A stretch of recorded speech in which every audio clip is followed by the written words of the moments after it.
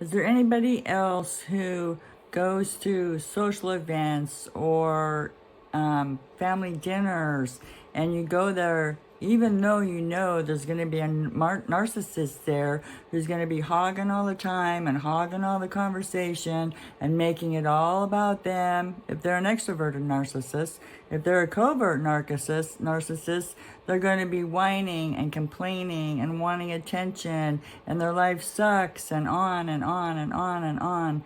And my question is, if you don't want to go be around people like that, why are you? We have a lot of rules in our life that we're supposed to go by about, say, family traditions and family holidays and being around people that we don't want to be around, which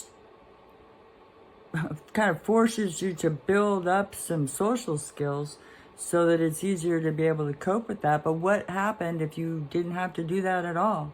I know some people get together as expected and people are offended if they don't go. And I think that a lot of times if there's a conversation and if people know which is the right thing to do, not being ghosted, not talking to somebody, it's an emotional intelligence. You have to have a certain amount of emotional intelligence, especially if they don't. But why put yourself through that? You're manifesting that. Whatever we manifest our reality. Whatever we do, we attract that. And whatever we see and say and do all the time is what we're going to get. If somebody who's trying to quit drinking alcohol is constantly trying to quit drinking alcohol and all they're thinking about is alcohol, are they going to be able to quit drinking alcohol? No.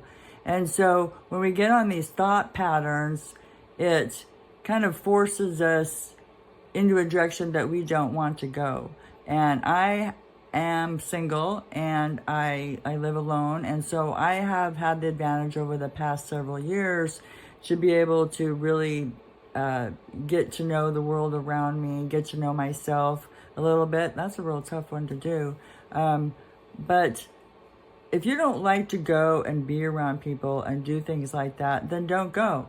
It's like, I guess you have to say, which is going to be worse, not going and maybe taking the heat from that, or not going and feeling guilty. And that's where boundaries come in.